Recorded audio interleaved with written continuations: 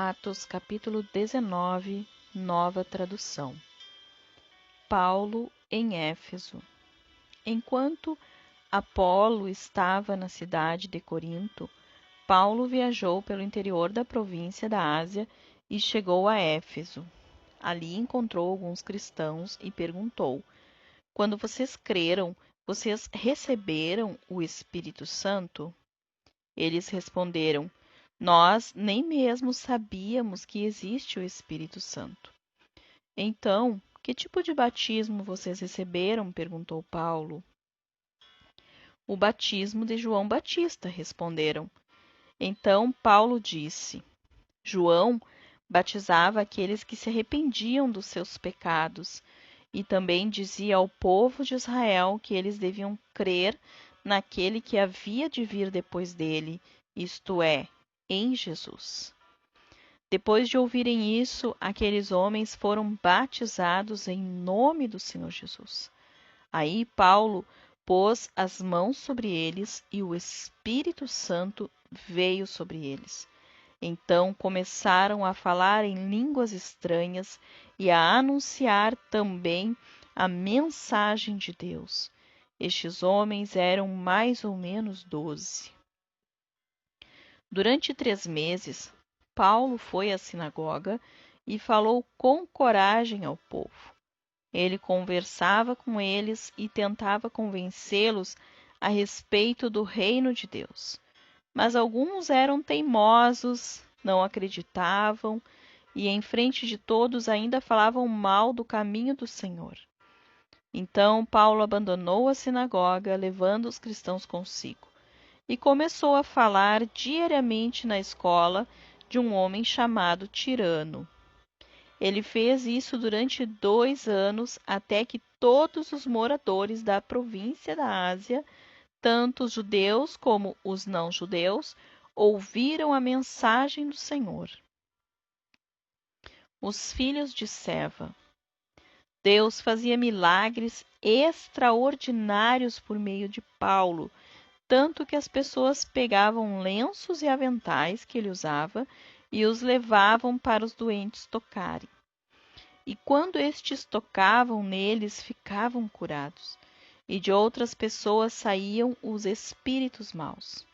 Alguns judeus que andavam de lugar para o outro, expulsando espíritos maus, quiseram usar também o nome do Senhor Jesus para expulsar os espíritos maus, dizendo a eles: Pelo poder do nome de Jesus, o mesmo que Paulo anuncia, eu mando que vocês saiam. Os homens que faziam isso eram os 7 filhos de um judeu chamado Seva, que era grande sacerdote. Mas, certa vez, um espírito mau disse a eles: Eu conheço Jesus e sei quem é Paulo, mas vocês, quem são? Então, o homem que estava dominado pelo espírito mau os atacou e bateu neles com tanta violência que eles fugiram daquela casa, feridos e com as roupas rasgadas. E todos os que moravam em Éfeso, judeus e não-judeus, souberam disso. Eles ficaram com muito medo e o nome do Senhor Jesus se tornou mais respeitado ainda. Então, muitos dos que creram vinham e confessavam publicamente as coisas más que haviam feito. E muitos daqueles que praticavam feitiçaria ajuntaram os seus livros e os trouxeram para queimar diante de todos. Quando calcularam o preço dos livros queimados, o total chegou a 50.000 moedas de prata. Assim, de maneira poderosa, a mensagem do Senhor era anunciada e se espalhava cada vez mais.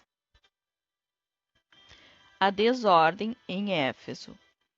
Depois desses acontecimentos, Paulo resolveu passar pelas províncias da Macedônia e da Acaia e ir até Jerusalém.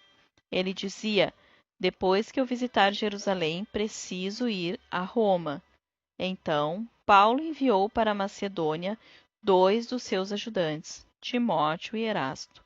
Mas ele ficou mais algum tempo na província da Ásia.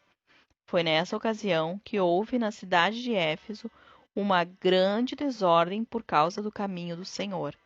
Um ourives chamado Demétrio fazia pequenos modelos de prata do templo da deusa Diana, e o seu negócio dava muito lucro aos que trabalhavam com ele. Então ele chamou estes e outros da mesma profissão e disse: Meus amigos, vocês sabem que a nossa riqueza vem deste nosso ofício. Vocês mesmos podem ver e ouvir o que esse tal de Paulo está fazendo. Ele afirma que os deuses feitos por mãos humanas não são deuses de verdade e está conseguindo convencer muita gente, tanto daqui como de quase toda a província da Ásia. Assim, nós estamos correndo o perigo de ver o povo rejeitar o nosso negócio. E não é só isso. Existe o perigo de o templo da grande deusa Diana não ficar valendo mais nada e também de ser destruída a grandeza dessa deusa adorada por todos na Ásia e do mundo inteiro. Quando a multidão viu isso, ficou furiosa e começou a gritar: Viva a grande Diana de Éfeso!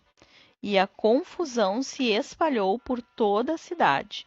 A multidão agarrou Gaio e Aristarco, dois macedônios que viajavam com Paulo, e os arrastou até o teatro. Paulo queria falar ao povo, mas os irmãos não deixaram. Alguns altos funcionários daquela província, que eram amigos de Paulo, mandaram a ele um recado, pedindo que não fosse ao teatro. Naquela altura dos acontecimentos, a multidão que se achava no teatro estava em completa desordem. Uns gritavam uma coisa e outros gritavam outra, pois a maioria nem sabia por que estava ali.